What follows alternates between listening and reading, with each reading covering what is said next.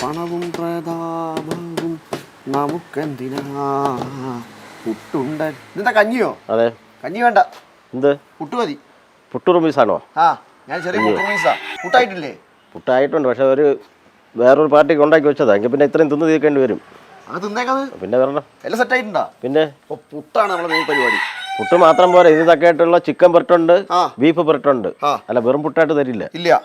അപ്പോൾ ഇതാണ് നമ്മുടെ പുട്ടുകട. മരച്ചീനി പുട്ടാണ്. അത് നമ്മുടെ കപ്പ എന്ന് പറഞ്ഞ പുട്ടാണ്. സംഗതി ഈ ഒരു പീസിന് 50 രൂപയാണ് റേറ്റ് വരുന്നത്. നിങ്ങൾ ആരും കഴിച്ചിട്ടുണ്ടെന്ന് എനിക്കറിയില്ല. ഞാൻ ഇതിൽ ആദ്യം കഴിക്കാൻ പോവാണ്. ഞാൻ ഇതിൽ മരച്ചീനി പുട്ട് കഴിച്ചിട്ടില്ല.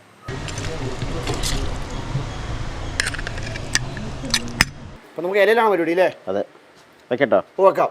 ഇതെന്താ ചിക്കനോ? ഇത് ചിക്കൻ പുരട്ട്. ചിക്കൻ പുരട്ട് മെയിൻ കോമ്പിനേഷൻ. ചിക്കൻ പുരട്ടും ബീഫ് പുരട്ടും. ചിലവർ ബീഫ് ഇഷ്ടപ്പെടും, ചിലവർ പിന്നെ ചിക്കൻ ഇഷ്ടപ്പെടും. ഇതിപ്പോൾ ഇങ്ങനെ തോന്നാൻ കാരണം ഒരു മരച്ചീനി പുട്ടുണ്ടാക്കാൻ ഒരു ഐഡിയ ഇല്ല. എല്ലാവരും അരിപ്പുട്ടും ഇങ്ങനെ പല ഐറ്റങ്ങൾ ഉണ്ടാക്കിയല്ലേ. നമ്മളൊരു വെറൈറ്റി ആയിട്ട് ഇരിക്കട്ടെ എന്ന് വിചാരിച്ചു. ആണല്ലേ? അതെ. സമയം എങ്ങനെ കച്ചവടം ഉണ്ടോ? കുഴപ്പമില്ല, സെറ്റാണ്. അതെ. നല്ല ചൂട് ചിക്കൻ. ചിക്കൻ പെരട്ടാ അല്ലേ? അതെ, പെരട്ട്. അങ്ങനെ കൊള്ളാം. നമുക്ക് വേറെ എന്താ ആയിട്ടുള്ളത്? പഴങ്കഞ്ഞി, തൈര്, രസം, ഒരു മാങ്ങ അച്ചാർ, ഒരു വറുത്ത മുളക്, ഒരു വറുത്ത കരുവാട്. എത്ര റേറ്റ്? എത്രയാ? 50 രൂപ. 50 രൂപ. സംഗതി വെറൈറ്റി ആയിട്ട് സാധനം. നല്ല ചൂട് കപ്പ. കപ്പയും ചിക്കൻ തന്നെ നല്ല കോമ്പിനേഷൻ. അതിന് പുറമെയാണ് ഒരു വെറൈറ്റി ആയിട്ട് പുട്ടും കൂട്ടിയല്ല, കപ്പയും കൂട്ടി, കപ്പപ്പുട്ടും കൂട്ടി കഴിക്കുന്ന പരിപാടി.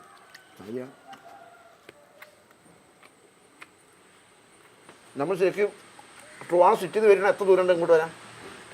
തിരുവനന്തപുരത്ത് നിന്ന് ഒരു 30 കിലോമീറ്റർ. 30 കിലോമീറ്റർ. പ്രോപ്പർ സ്ഥലപ്പേര്? ഇത് തച്ചൻകോട്. തച്ചൻകോട്. ഞാൻ സംഗതി പൊളിച്ചു കേട്ടോ. എന്തായാലും ഈ മരച്ചിനി പുട്ട് എങ്ങനെ ഉണ്ടാക്കുന്നത് കാണണ്ടേ? കാണിച്ചുതരാം.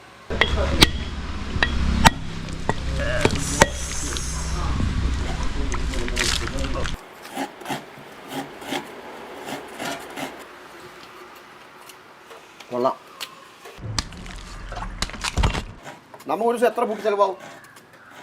ഇപ്പോൾ ഒരു 90-50 പുട്ടോളം പോകുന്നുള്ളൂ.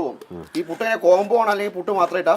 പുട്ടിന് മാത്രമാണെങ്കിൽ 50 രൂപ. 50 രൂപ ഒരു കുറ്റിക്ക്. അതെ. ചിക്കൻ പുരട്ടാണെങ്കിൽ 100 രൂപ. അങ്ങനെയാണ് കോംബോ 150 അല്ലേ? അതെ. പിന്നെ ബീഫ് ആണെങ്കിൽ 150. ഒരു കപ്പ ഒരു കിലോയുടെ എത്ര പുട്ടുണ്ടാക്കാൻ പറ്റും? 3-3.5 കുറ്റി. 3.5 കുറ്റി. അത് 1 കിലോ കപ്പ ഉണ്ട്. അതെ അതെ. അപ്പോൾ മരച്ചി നമ്മൾ ക്ലീൻ ചെയ്ത് വൃത്തിയാക്കി എടുത്തു. ഇനി നമുക്ക് സ്ലൈസ് ചെയ്യണം വേണ്ടല്ലോ? ഇത് സകല ഇതിൻ്റെ അകത്തുള്ള വേരൊന്ന് എടുത്ത് കളയണം.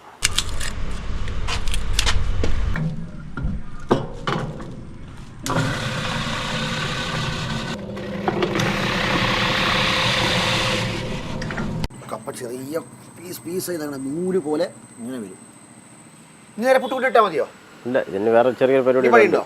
ഇനി എന്തൊരു ഐറ്റം കൂടെ ഉണ്ട് കേട്ടോ. അത് മരച്ചിലുള്ള മധുരം ഇപ്പോൾ പോവും. അതിൻ്റെ കടുപ്പ് എല്ലാം മാറും. ഇനി വേറെ എന്തൊക്കെ ഐറ്റം ഉപയോഗിക്കാനുണ്ടോ? ഇതിലില്ല. ഇനി സ്ഥലം ഉപ്പിടും. ശകലം വേണമെങ്കിൽ നമുക്ക് തേങ്ങ അവിടെ ചേർക്കാം. ചേർക്കും. ഇത് നമ്മൾ അരിപ്പൊടി ഒന്നും ഉപയോഗിക്കില്ലല്ലോ? ഇല്ല.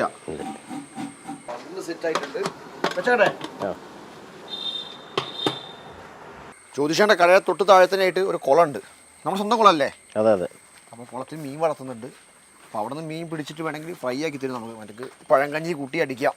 എന്തൊക്കെ മീനുണ്ട് ഇതിലിപ്പോൾ? സ്ലോപ്പിയനുണ്ട്, പിന്നെ ആസാം വാളയുണ്ട്, പിന്നെ ബ്രാലുണ്ട്.